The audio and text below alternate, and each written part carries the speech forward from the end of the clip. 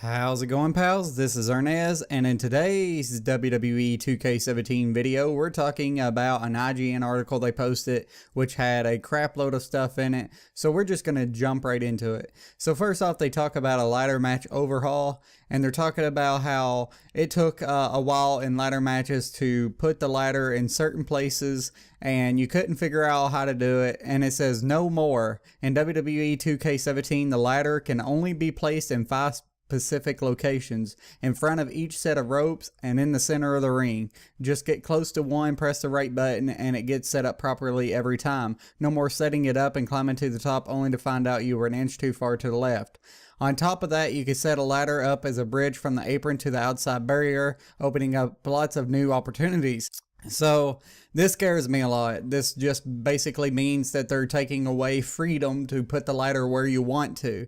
So, I mean, if you want to set it up outside, it looks like you can't do that anymore. If you want to do a move to the ladder, say you want to set it up outside and do a move on it, you can't do that anymore.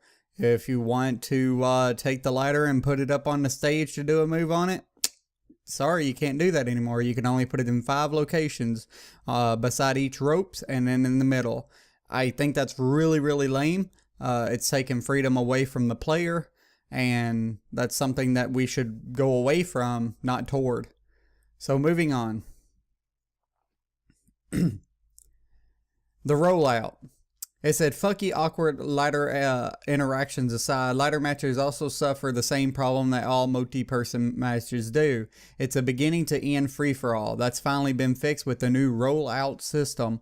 When a member of a multi-person match takes a big burst of damage, they will be forced to roll out to ringside while they'll rest for a while. Depending on how badly they are hurt, they'll be struck there until they're at least partially recovered. At that point, you have a choice. Do I run back in or do I rest until I'm fully recovered? Coming in early might be the choice if a pinfall is about to be scored, or if you see a perfect opportunity, but coming in fully rested gives you a temporary buff to run wild with. So basically, this just means that in a ladder match, if you get hurt, you're going to roll out to the outside.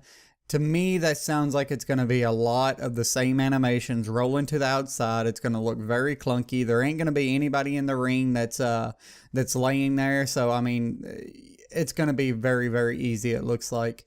And it's kind of annoying that they're going in this direction, because this is 2 simulation now. Because then you're taking the freedom out to be where the person is. When you do a spot, they're going to roll automatically. It's just going to be annoying. So next on, we do have a little bit of good news here. Backstage Brawls and fighting in the crowd. Finally, at long last, you can fight backstage or in the crowd again. You can either play a separate Backstage Brawl match, so you could actually go and choose this in a match type, or where you win by KO, or you can transition from any no DQ style match right into a backstage scrap. So that's pretty good to hear. That means that any no DQ match, you can actually go backstage, it seems. There are 3 separate backstage areas and bevy of interaction props to get nasty with. There are even a handful of backstage only oh my god moments to really put a hurt on your opponent with. So, yeah. Apparently, it says that it can happen in any match type regardless of rule set. And, that's cool to hear. That's going to be more like a Here Comes the Pain style Backstage Brawls, where you can start any match and end up back there. And next up, we're talking about taunting. So it basically says that taunting has always been just a role play thing for your wrestler, and it gives you a boost in your momentum, but sometimes grants you a temporary damage boost as well, while others increase the rate at which you gain momentum for a time. Finding chances to taunt is easier than ever too, since you can now taunt in a much wider variety of locations. Doing the right taunt at the right time can really turn the tides. Now, there's a few things I want to say here. I don't know how this is going to work for people. Online, it's going to be kind of silly when you see someone just really taunting to get boost up. But also, I do like the fact that you could taunt in a wider variety of locations. So maybe you could do a taunt on the top rope or on the apron. So that'll be cool. Who knows? Alright, so this is basically the worst news that I've heard. Major reversals were a new addition last year, but you seldom saw them because of how narrow their timing window was. This year, the timing is a bit more forgiving. Excuse me, but fuck. This is the main thing I didn't want to hear. A lot of people complained, and if you're in one of the comments, I know you're about to complain to me, and I don't care. A lot of people complained that they couldn't hit them. That was the darn point. You're not supposed to see them all the time. It's a mid-reversal.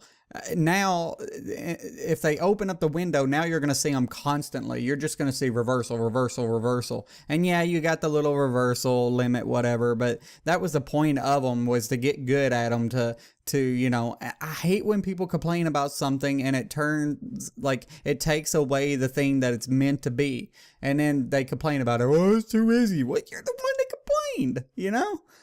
Anyway, moving on, because I don't even want to talk about that anymore. Chain wrestling and submission changes. Of all the new set features that we've seen from Mukes and Visual Concepts over the last few years, chain wrestling and the new submission system have been the two most contentious. They aren't going anywhere this year, but some changes have been made to help address the complaints some of the fan base has voiced. Chain wrestling is no longer automatically engaged at the start of a match. God dang it. It will still happen if two characters try to grapple each other simultaneously or in other situation based on the wrestler style and personality. So basically, if the two people grapples at the same time, it'll happen. But I mean, how often will AI do that with you? Hopefully a lot, because I like the dang chain wrestling. I think it's one of the best things they added. The submission system, it says it's been tuned so that when you're rotating pie wedges, they're not so slippery. Definitely feels like you have more control. So once again, it looks like you're going to be able to tap people out a little bit more better. I know a lot of people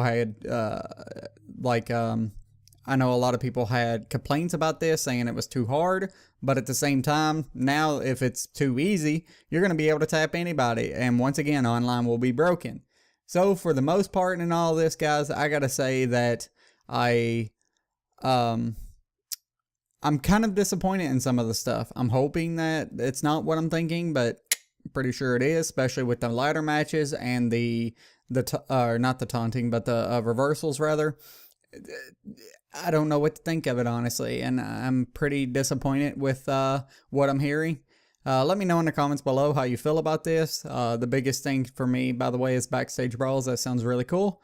But let me know in the comments below. If you liked this video, hit that like button. If you didn't, hit that dislike button. And as always, you could be a pal and subscribe.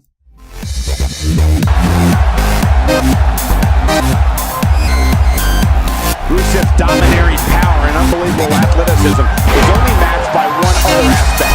The Bulgarian brutes ravage thirst to destroy. This man is trained in sumo and